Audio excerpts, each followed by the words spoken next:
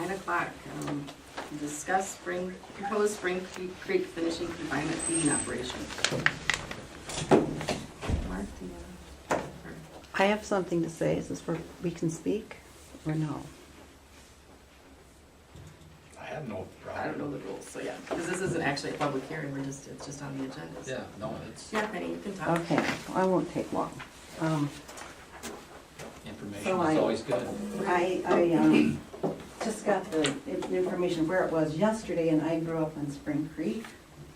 I brought this, I thought it was a spearhead, I but lost that. Yeah. Dean Steffen informs me, this is a knife, this is an old stone knife. I found that when I was about 10 on the banks of Spring Creek. As you know, it's a trout stream, it's a beautiful little stream, it's a beautiful little area, and I'm sure you guys are aware of this, that Spring Creek is one of the Category 5 impaired waters in Mitchell County. All of the, you can't tell it's color coded, but all of the little things in Mitchell County are level 5. I'll leave this with, you can read all of it, but Category 5 consists of, here it says 479 water bodies, and here it says there's 488, I don't know which it is. Water body segments for which one or more pollutants has caused, it is suspected of causing or is projected to cause an impairment or threat of impairment of one or more designated uses, and the establishment of a TMDL is required. This category also includes these segments for which impairment is indicated, but the cause or source is unknown, and segments for which the impairment is presumed use. In total, this category contains 602 impairments, so I'm going to use this information with you. I just read the part, so just 66 page report, I just get out the first part. And this is an article, it was on March 28th of last year. I didn't copy that newspaper it was from, I was kind of researching. It's farm fertilizer runoff wreaking havoc. Now this was last year, a year ago in March. Scientists completed their annual measurement of the Gulf Dead Zone, which encompassed 5,800 square miles, about twice the size of last year's dead zone, but of course short of the 8,561. It's the largest excess nitrogen and phosphorus pollution, primarily from agricultural sources throughout the basin, stimulates the growth of algae, which deprives the Gulf water of oxygen as it decomposes on the bottom. Fish and other aquatic life die. I'll skip parts of this. Phosphorus pollution also degrades waters throughout the Mississippi River Basin and its tributaries, threatening wildlife and recreation as well as safety of drinking water. A large study of children in Iowa and Texas published in late June found that babies whose mothers consume nitrates in drinking water have a higher risk of spina bifida, cleft palate, and other birth defects. The Environmental Protection Agency has ordered Iowa and 11 other states in the Mississippi River Basin to reduce their contributions of nitrogen and phosphorus to the Gulf Dead Zone. We have repeatedly called on, this is from the Environmental Council, state leaders to set clear, measurable goals for reducing Iowa's contribution to the dead zone. The Iowa plan does not currently explain how this will take place, when it will take place, and when many stakeholders, those who drink from the Iowa's waters or fish and canoe, will know what progress is being made. I'm just saying, you know, you're an elected official at a smaller level, and when projects like this come up before you, instead of saying, well, the state hasn't given us anything, we don't know. Well, we know that this is going to be sited right on an already impaired stream. Where the manure will be injected will be in soils that are going to be drained into that stream or the impaired streams. And I think you need to think of the impact beyond just the person who's building it and their livelihood. It impacts our whole community. And then there's the smell. I mean, when I drove out there yesterday, I drove past Valent, everybody told me about it, and I thought, well, it can't be that bad, except it was that bad.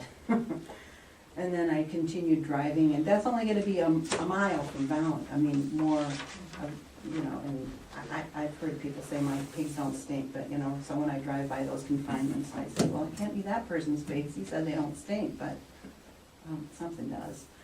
I just want you to consider, instead of just automatically rubber stamping this and moving on, to look at the impact this is having on the rest of the community and our waters. And it's an area rich in Indian artifacts, just ask Dean Stephan. And this was one of, I think my mother found a hide scraper. He'd never found one on the banks of Spring Creek, so she gave it to him to add to his collection. But it's an area rich in our Indian heritage, and to cite a hog confinement there, I just think would be, it would be wrong. Thank you. Thank you, Chair. Oh, that's okay, I can stand. Anyone else would like to? I would like to speak somewhat. I don't have all the technical information that she has. We've lived out there for 40 years, and I feel that we have really failed in Spring Creek. We first moved out there, the creek flowed free. It was fed by natural springs, never froze over in the winter. And since we've been quarrying, they've hit into the springs. They continually pump out the quarry, and the springs are not feeding like they used to anyway. And as far as the runoff of the water into Spring Creek, we face that on many different issues with the farmers going along. So I think we have to protect it. We have to really watch it very closely and do what we can to protect it. Thank you. Anyone else? I've never funded any arrowhead either.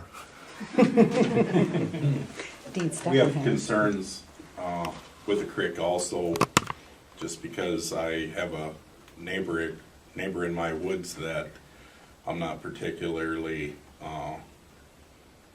happy with how he keeps his place up, and the incidents that of stuff that gets in the creek from runoff from his place. I've seen the place that is in question here go from a beautiful farm acreage in the last 20 years when the church family owned it to being reduced to what it is right now, which everybody has their own prerogative. My feeling is this is gonna not be good for our neighborhood. I dig hog buildings, I've put in hundreds of them. Everybody, I'm not against hog buildings, I'm not against the American farmer. I just am a little against it being, and it's close to my house, but I have farmers all around me. We chose to move in the country, so I'm all right with that. I just have some pretty good concerns about how one neighbor I have already doesn't seem to care about the creek. I just would hate for it to double the problems, just because I know the setback limits, and this thing, it can't be very far from the creek. I don't know where they're putting it, but it's gotta be very close to the creek, and I know what happens. I know they can have accidents, everybody has accidents, but I would sure hate to have an accident and have it fill the creek more than what it already is getting filled with downstream.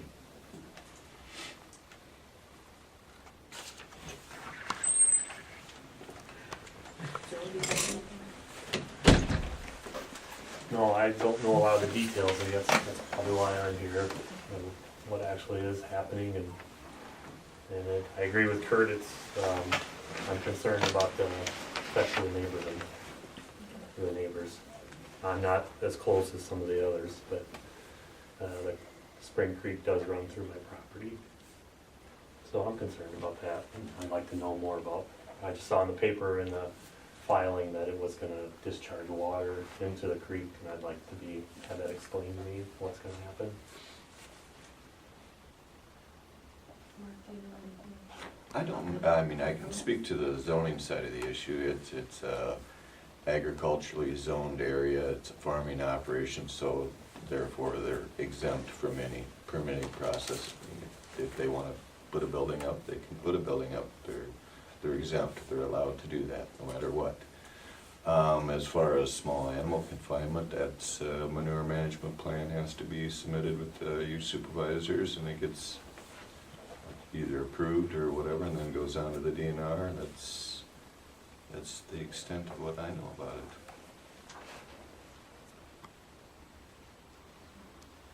That individual that's putting this thing up, he come to me here Christmas time roughly. And I think he's done a lot of homework. I mean, he's told me that he had his footage and everything from everybody's place that, you know, he could stick a building up and nobody could stop him. You know,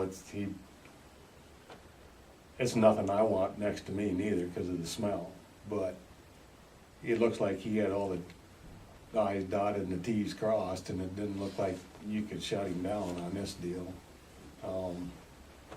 Talked to DNR, and I guess, and got approval on, you know, where it might be, and distance from building sites and distance from the creek, and it just didn't look like, you know, he'd done his homework on it. The manure, I suppose he was gonna, you know, if he ain't got no place to haul it there, he's gotta haul it off-site. So, you know, those plans, he's done his homework on it. I don't like to see it go in there, cause it's gonna devalue everybody's property out there, but I don't see where a guy can stop it. I mean, I hate to see it go in there, but I just don't know if there's much a guy can do about it other than buy the ground out from underneath him. You got enough here to pull together, maybe it might happen. How did that turn out over to Rudd? I mean, did you see that issue where they had that hog confinement wanting to move some? I mean, like he says, there's really no legal ways to stop him. I mean, if he follows all the guidelines, gets all his numbers right and everything, but there is the issue of peer pressure. I mean, if there's enough neighbors around him saying, you know, God, you really want to do this, you know, or you're really not going to be liked, you know, that might be enough to influence him. I don't know if there's any other way, like he says, if he's following all the numbers, he's going to get what he wants. Well, he had this, there's a certain size that you gotta be away, but to make that size building work, he had some good figures on, you know, the return on investment on this thing. And what he told me, that in order to double that building, to make that thing pay off quicker for him, he'd have to move that building my way 50 feet, and wanted to know if that'd be fine. And I says, well, there's gonna be a building there anyway, what's another 50 feet? So, you know, I signed some papers with him that it would be fine with me if he moved it that way. But I think he has to get the neighbors to sign within a certain, if he doesn't get the neighbors to sign off that are within a certain area, then there's a way to block him. See, he's not telling you everything true. Well, I don't know. I mean, if he's distance far enough away from other neighbors, you know, I don't know how he can stop it. He has to stay at least 25 foot. I mean, There's that's he has to have a separation. just He zone. signed a waiver for Right. separation. If you signed a waiver for separation, you know, you didn't have to sign it. What is the distance then is it from a residence or from a property line? No residence. Okay, and it's 1,400 and, I don't know, you'd have to 25 feet, look, is but that what it is? if he had you sign off on it, then he had to have you sign off on it. Then you were within an area where you could have not, you wouldn't have had to sign off. if I measure from my house to where their house is, it's 1,500 and some feet. So, and he said he's gotta be 900 feet away from that creek. And if you measure that off, he's a little over 1,000 foot from the narrowest part of that creek. I can pull it up on a map over there, or if somebody's got a computer here, Well, you know, I can think show the thing. somewhere in Iowa, somebody has to start saying, we keep getting more and more streams impaired. Some level of government has to Well, say I'm no. not arguing I against know. that. I mean, I So- just think he's done his homework and he knows what he The can do. separation distance is 1,250. 50. 1,250 feet. Are you in that zone? 1,250 He's already feet? signed it. Yeah, but you signed off. You didn't have to sign off. But you said you were 1,500, didn't you? Yeah, But if he Oh, had from him the sign off, house. from then my house to where. the hog confinement's gonna Oh, be. to the hog confinement or to his house? To the where that hog house confinement. sits. I don't know where he's putting that. To the building. hog confinement, where the hog confinement's gonna be. Where's that gonna be, did you tell you? Well, I don't know. There's the map. Yeah, but it don't show no hog building. Well, there's a little dot or something there. I mean, I'm not arguing for this thing. I know. but I just don't know where we can stop it. Mark, Yeah. what did, when I first got on the board, we approved the zoning ordinance for Mitchell County, I think it was in 2007, just before, Manure management plan. no. Or this master was- matrix, I mean, is that what you're No, talking about? I'm way from that. Okay. It was zoning that they were working on prior to, because I know Vern Tanner worked on it quite a bit, Okay. the zoning. Is it possible to go through the county and start, identifying areas like where these folks live and rezone those, that they're not agriculture? That you can't just go plunking down anything you want, wherever you want? Wow. I mean, who's to say? It's the local control that way. Yeah, I mean, there's nothing stopping us from going out and taking our agriculturally zoned areas and changing them to. Fine tuning them a little bit, Yeah. because like Adam just brought up, if it's a trout stream, why do you want this there? You know, that's something everybody's, Is it possible to put some sort of ordinance, you can't do this within 100 yards or 200 yards? I don't know if of that the would trout go- stream? because like, you know, in the city here, Like a buffer zone around. Yeah. if you want to do something different than what it's zoned for, you have to get a conditional use permit. And it's- The only thing, we'd have to ask Mark Walk about this, I don't know if it would be a conflict of two different laws going against each other, you know. The DNR's got their laws saying, you know, as long as they're 1,250 foot away, and we're saying, well, yeah, but Mitchell County wants you to be at least 1,450 or whatever, you know. I think as long as we don't fight with theirs and say that they can be like 1,000. You can't, I think you can't do less than theirs. Yeah, we but can't you do can less than more theirs, but we can do more than theirs. Oh, I've understood it in that. If we can, I don't know, I'm gonna guess and say we can't, but Well, there's a question where Mark ran off. Yeah. But we can certainly rezone. I mean, Well, then, that's once my it's thinking, I mean, rezoned, then we can do whatever. a lot of these whatever areas that are zoning just not allows. very conducive to this type of, you know, and I'm not, like, I go along with Kurt, I'm not, you know, I like pork chops, but, you know, If we don't want the EPA to get involved in regulating our, you know, it seems like we have to get a little bit more aggressive in well, Iowa. EPA's not gonna do anything. Well, We they've can't already even- stepped we in, can't they even get them said, to look at the plans at the county care. they said, but they said if, I mean, they did a little something, but mainly because people have rattled their cage, but they're supposed, you know, and Iowa's supposed to be doing something about these. I mean, look, Des Moines, because, you know, they're not acting, they're trying to sue some counties because of the nitrates in the water, but the dead zone in the Gulf of Mexico, that affects a huge number of people, and that affects the livelihood of the shrimp fishermen down there. Well, and this is our watershed management plan for the Upper Cedar watershed. We got this last week, so they are doing something, we just maybe need to. Maybe you need to look in there and find some reason why this thing, you know, it's gonna violate our clean water plans that, you know, everybody's looking at how this is gonna benefit me. I mean, I know the owner's looking, I can make some good money off of this, but what's the price the rest of us have to pay for their good money? I would like to ask how it can be agricultural when it's covered with trees. The only area that is not covered with trees has the runoff, where we go over the little creek bed there and the runoff, so you can't be building on that. So, Well, that's my, Trees could be agricultural, because you can timber them, I would assume is Yeah, the yes. definition. You can have a forest, you can take your trees off there, so that could be, agriculture is a lot bigger than just crop. So it's kind of a broad definition. Orchards. Yeah. Oh yeah, apple orchards, vineyards, yeah.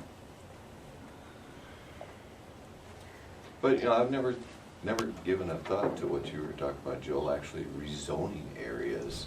I mean, I don't, like I say, I just don't think we can take our agriculturally zoned areas and say we want to expand upon what the DNR regulations are as far as setbacks and everything are.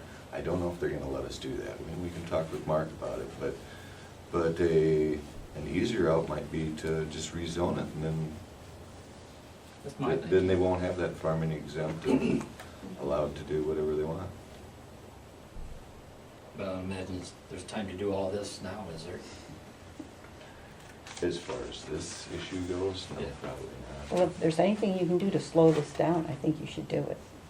Contact, you know, somebody higher up in the state. We'll talk to see if we can have that with Well, I think we should talk to Mark and ask him that, but I would go along, then you'd have to call in the zoning board Yep. to rezone. Yep. And then we have to have a public hearing on that, because I think that's what we did before. Yep. But I always go back to the home rule thing. I mean, in the code, you know, if we're not, is it, you say it's not, we can't be Be more more restrictive, or we can't shorten the barrier Can't amount, do that, so- but we can make it a bigger barrier, I would think. We can move it back further. okay. We can't But that go area against where enough. you folks live, there's no actual agriculture going on in the forest. It's not an apple orchard, it's not, you know, I mean, so it's basically timber. So it's not anything where you're gonna see row crops or sowing crops or whatever, but a lot of these areas around the county, the person could almost identify all of them, you know, maybe your department could help with that. And we just rezone them, so this type of thing doesn't happen, you know, and they can place them elsewhere, but.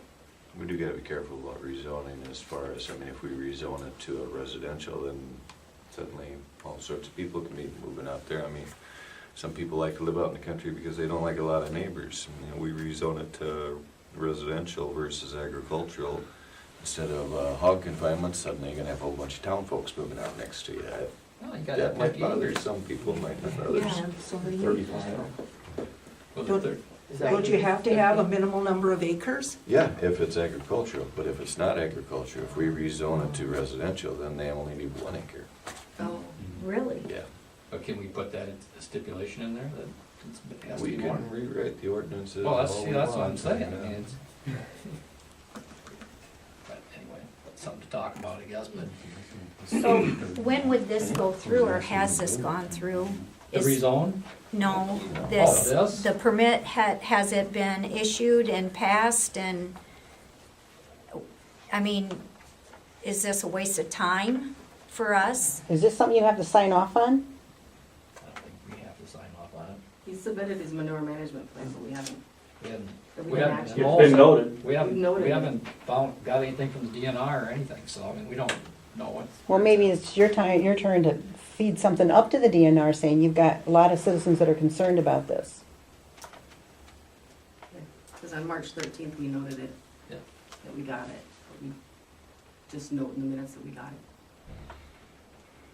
And I know, at least from my past investigation, sometimes, you know, since no one looks at these manure management plans, and I've asked questions at these meetings, I would find manure management plans, this is mostly owned by the outside hog confinements, and they'd have one field listed in 3 different manure management plans. Now, I don't know if over-application's going on or not. No one really knows. They said, well, no one's gonna do that, but no one's checking either. You know, just because they got, you know, for three different confinements, now these are the ones that were owned by outside investors. And they would have one field listed in 3 different plans at the same time. No one checks that. I mean, that's my issue. I mean, whether over-application's going on or not, no one checks it. You know, you submit it, you guys rubber stamp it. You guys don't have time to sit and look through all, I mean, I spent like a whole week, ask Lowell. I spent a whole week up here just going through and looking at manure management plans. And that's what I found, but, you know, no one checks it. Nobody at the state checks it. Nobody at the local level checks It all it. goes to the DNR. They pay a fee every year. But, you know, they don't have someone there checking it. Putting the layers down. Right. The DNR is gonna receive this manure management plan, and if Well, they have already, I'm sure. Well, And if the numbers are all there, if he's kept the separation distances, if he's got the total points necessary, because it's based on a point system, he gets so many points for being so far away from blah, blah, blah. Anyway, as long as he meets the criteria with the DNR, it will get approved. The DNR will have no other choice but to approve it. They're under obligation, that's their law. I mean, we can voice our opinion saying, you know, we don't like this, and we've had this situation before where we've had a whole bunch of hog confinements around a certain area and all the neighbors were complaining. Literally, our hands are tied as long as they are following the rules to get what they need to approval on. I don't know if Bill could talk to his attorney, because you signed this form, if he could rescind it. That's the main thing he's had added to this, is your waiver, separation waiver.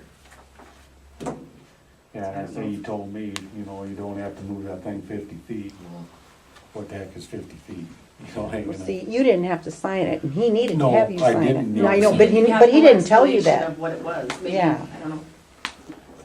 I mean, that might help, but I mean, maybe, you know, if you rescind that and he actually loses a few points because his separation from your place isn't as great as it was before, he may gain a couple more points by, you know, doing something else. There's like all sorts of. But that doesn't, you can still, I don't see why you can't still raise some kind of a protest up the, you know, higher up from your level, because this is impacting it's a trout stream, this is impacting the quality of life in Mitchell County, this is already an impaired water.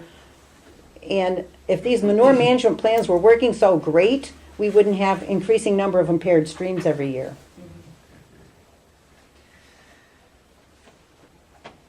There again, you folks can all contact the DNR office also, and I imagine you already have. Which one would it go to?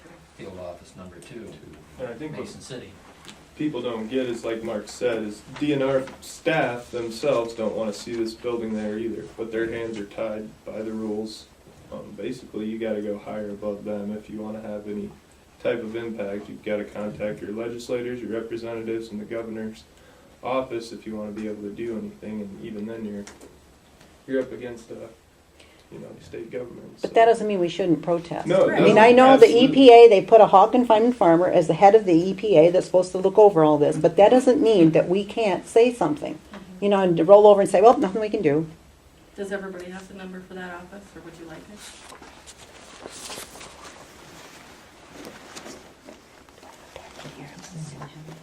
It's at the bottom there, Jim. 641, number 2, 641-424-4073. Okay, you're gonna have to say that again now in my pen. What was it? 424-4073, and it's regarding the name of the operation is Spring Creek Finishing. And who is this? Trevor Kapustin. Oh, that's the name of it. We can call him, I know, but how about any other people we can call higher up in the state? You're suggesting, That's the only number we have on this. I would start with that number and ask them for the next run of the ladder. isn't that the Trevor, isn't that the guy building it? No, this Trevor's is, the one building it. yeah, Oh, this okay. is the field office number 2. Oh, field office number 2. That's That's the the number number. for field office number 2? When's your next forum? The next forum is April, the third Saturday in April. 18th in Stacyville, so, Those are the people you need to speak with. You can email Josh or Mary Jo Wilhelm. so did everybody hear that? April 18th in Stacyville, 9:30 at the library is the next legislative forum, and Mary Jo and Josh will both be there. Does Trevor Kapustinski own the land? Does that make any difference? I'm assuming he owns the land. I don't know if that'd make a difference. The only think- way it would make a difference is if it was foreign-owned land. And there's other rules coming into I would play. assume since Trevor had Bill sign the waiver that Trevor is a landowner. Yeah, I don't think he's got a I don't right think there. he's in Working on college. buying it. We don't know. He's in I was gonna college. say, He's a it's sophomore in Somebody college. else's building. right, he just might be a front person for someone I'm else. pretty sure that place is abandoned. Okay. And that's the other concern, is that they left all the dogs and everything there. And so my concern is that if you're not willing to take care of the farm place and keep it up, and then you just move out and leave, I know it's just dogs, or some people think it's just dogs. So what's to say that they're not going to keep up the animals in the building even? I mean, I'm not for it either, but you know, I'd feel really bad if they, you know, neglected the animals then. You know, and someone said this place is on foreclosure anyway. So my concern is, how can you start a building on this land and this land be, you know, pretty close to sheriff's sale? Well, follow the money. Who's investing in it? Somebody's investing the money in it.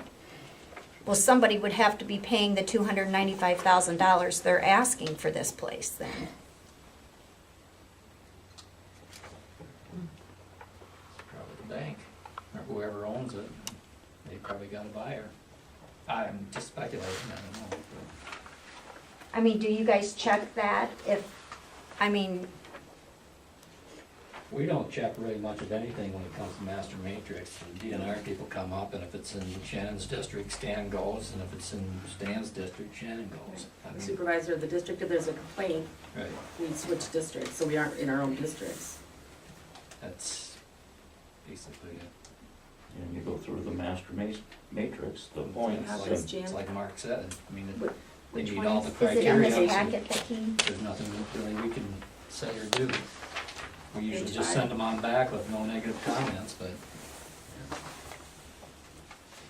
we can say we had a few negative. Yeah, they got their master But it matrix. probably I won't be just, pretty good, you know. usually I just took pictures with my phone. No, we're not. And we might not even do that. Right, but I'm, I think I'll rezone myself. So it says Carl Tice is, So he's getting some of the manure. I saw his name on one of them too, and I'm not sure so why. is that who's putting it up, or is it, Trevor? I mean, Trevor's the applicant name. isn't it? Trevor works for Carl, so. oh, he does? I would assume there's a financial relationship Yeah. going on there. But since I guess that- it's just my concern that they're not even gonna keep it up. You know, I mean, we chose, like he said, we chose to live in the country, and I'm totally for the farmer. But when you don't keep your place up, it affects every single one of us. There are times when we cannot even sit in our backyard because of what's going on across the woods from us. Right. They've had roofers actually get off their roof and tell them they would come back and finish the roofing job when the smell went away. That is my concern. I know what goes on when they don't take care of the land and the animals on it. I'm just saying we really need to pay attention to what's going on in the neighborhood. We've already got it on one side of us, we do not want it on the other side. And it makes our land worth nothing. If you wanna see what this place is gonna look like, go on a quarter mile south on Noble Avenue of Highway 9 on the west side of New Haven. Drive by and look at that hog operation today. That's who's behind this. And make your decision then. On Noble or? Carl's set up south of Terry Johansson's. That's, That's Carl's. it's not Noble though, what's the street? Or, I'm Yeah, sorry, it's Timber, I'm sorry. Timber, I'm- yeah, okay. Timber. Yeah, Timber. Yeah. What is it, Joe? Timber Avenue? Yeah, south of Terry Johansson's house, quarter mile south of Highway 9 on Timber Avenue. Just drive by. Drive by this afternoon and take a look at that place. Yep, I agree. I was gonna say that Disaster. before. Like I said, I've dug 100 of them. 90% of them, nice building, they seed them, they mow them, they got rock around them, and they're out in the middle of a section where they're as far away as they can get from and still get the job done, because I'm in agreement. I like pork too, and we need them. But this particular individual and Carl, I don't mind Carl at all either, but if you go look at the places, they don't live there, and I would sure hate to have it look like that place south of New Haven in 5 years, or 2, because it already starting to look that way. Did you get everybody's name? I I did. we'll call the DNR and let them know you guys were all here today, and I'll send an email to Josh and to Mary Jo. I would encourage you all to do the same. Yes. I do. I know them all. And, okay, is there anything, I suppose we could contact the person who's doing it and ask him to stop, but, you know, I imagine there's some money behind him. I don't know who. Doesn't sound like he has money, so he's just applying for it. He's a front person for some other investor. I'm not Perhaps sure how Carl far we'll get with the DNR either. I mean, we've tried on the other side of us to get something done, and it just doesn't seem to matter. I don't understand why all of us need to have, you know, follow all the rules and some people don't have to. That's kind of mind-boggling to me. Well, and that's why I think our state representatives need to hear it, so they can put pressure on, you know, the people higher up in the state. We need stricter laws regulating this, clearly, because every year there's more streams that are impaired. So something's not working. And hopefully, since this is being proactive before it goes in, maybe they'll listen a little bit more of your concerns. I know your situation, it's kind of hard because it's already pretty bad. Yeah. Thank you for everybody coming in. Appreciate all your concerns.